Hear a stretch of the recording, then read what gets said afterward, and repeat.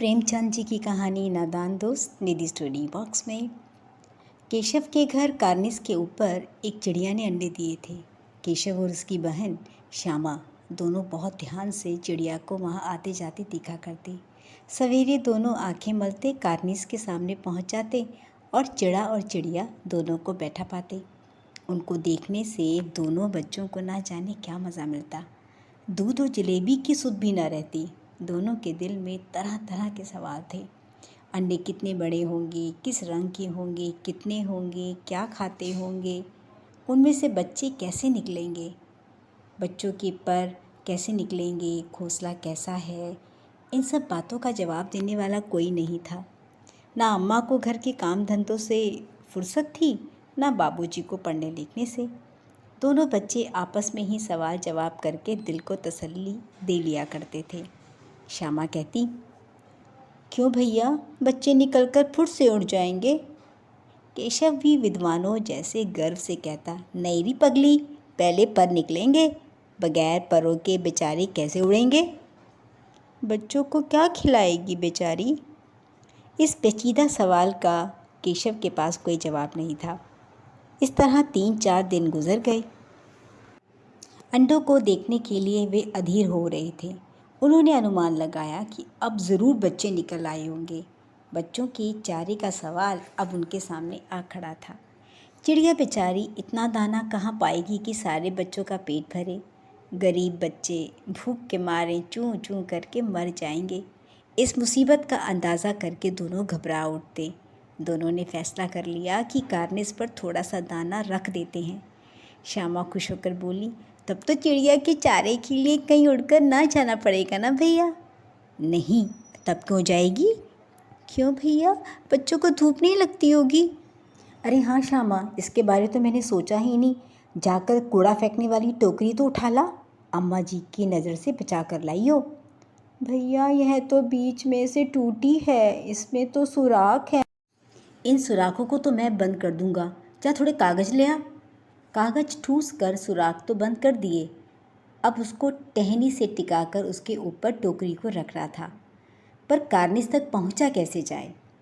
अब इंतज़ार करने लगे कि बाबूजी कब दफ्तर जाएं, अम्मा कब सो जाए। ऐसा ही हुआ। अम्मा के सोते ही दोनों बच्चों ने चुपके से दरवाज़ा खोला और कार्निस के ऊपर चढ़ने की तैयारी करने लगे। लेकिन हाथ नहीं पहुंच रहा था, ना कुछ दिखाई दे रहा था। तभी केशव ने कहा, स्टूल ले आता हूँ। स्टूल के ऊपर चढ़ने की कोशिश की, लेकिन कार्निस तक पहुंचना मुश्किल हो रहा था। श्यामा ने कहा, भैया नहाने वाली चौकी लेकर आ जाओ, उसके ऊपर स्टूल रख देंगे, फिर आप पहुंच जाओगे। हाँ हाँ, चल ले आ, दौड़ के लेके आ जा। अब चौकी के ऊपर स्टूल और स्टूल के ऊपर केशव खड़ा होकर कार्निस तक आराम से पहुंच पा रहा था और सब कुछ देख रहा था। अरे श्यामा, अभी तो अंडे हैं, 3 अंडे पड़े हैं, बच्चे नहीं निकले हैं उसमें से। श्यामा सुनकर खुशी के मारे उछल पड़ी, भैया मुझे भी दिखाओ ना, मैं भी देखूंगी अंडे कैसे दिखते हैं। अरे श्यामा, अच्छे से पकड़, मैं गिर जाऊंगा, वरना उतार के बहुत मारूंगा, तूने मुझे गिरा दिया तो। श्यामा का दिल तो ऊपर कार्निस पर था। बीच बीच में उसके हाथ ढीले पड़ जाते थे। केशव की इस जिद्दोजहद में टोकरी रखने में चिड़ा और चिड़िया उड़ गई और वहाँ पे थोड़े तिनके बिछे हुए थे और उन पर 3 अंडे पड़े थे। श्यामा ने नीचे से पूछा, कै बच्चे हैं भैया। 3 अंडे हैं, अभी बच्चे नहीं निकले। हमें भी दिखा दो भैया, कितने बड़े हैं। दिखा दूंगा, जा तू कुछ कपड़ा ले आ, उस कपड़ों के ऊपर अंडों को रख दूंगा। और श्यामा दौड़कर एक पुराना कपड़ा ले आई, कपड़ों के ऊपर अंडों को रख दिया। भैया हमको भी दिखा दो ना। दिखा दूंगा, पहले जरा टोकरी तो ले आ, फिर छाया कर दूँ। टोकरी से छाया भी कर दी, सब कर दिया और प्याली में चावल रख दिए, पानी रख दिया, पूरा इंतज़ाम बच्चों के लिए कर दिया था। श्यामा ने गिड़गिड़ा कर फिर कहा, भैया अब हमको भी चढ़ा दो ना। तू गिर पड़ेगी। नहीं गिरूंगी भैया, तुम नीचे से पकड़ लेना। ना रे ना, तू कहीं गिरा पड़ी तो अम्मा जी मेरी चटनी बना देगी, कहेगी कि तूने ही चढ़ाया था। क्या करेगी देखकर। अब अंडे बड़े आराम से हैं, तू मत चिंता कर। चिड़ा और चिड़िया रोज़ कार्निस पर आते और बगैर बैठे ही उड़ जाते थे। केशव और श्यामा बड़ी चिंता में थे। उन्हें डर लग रहा था। ऐसा क्यों है? श्यामा ने आंखों में आंसू भरकर कहा, तुमने मुझे नहीं दिखाया ना, मैं अम्मा जी से कह दूँगी। अम्मा जी से कहेगी तो तुझे बहुत मारूंगा, कह देता हूँ। तो तुमने मुझे क्यों नहीं दिखाया? और गिर पड़ती तो 4 सर ना हो जाते। हो जाते तो हो जाते, देख लेना, मैं कह दूँगी। इतने में ही कोठरी का दरवाज़ा खुला और माँ ने देखा कि बच्चे धूप में क्या कर रहे हैं और उन्हें डांट कर अंदर ले आई और दरवाज़ा बंद कर दिया। शाम को माँ ने जब दरवाज़ा खोला तो देखा कि नीचे अंडे टूटे पड़े हैं और वह दौड़कर घबरा कर माँ के पास आया। माँ, ये अंडे टूट गए, किसने तोड़े होंगे? पानी की प्याली भी टूटी पड़ी थी। बच्चे कहाँ उड़ गए?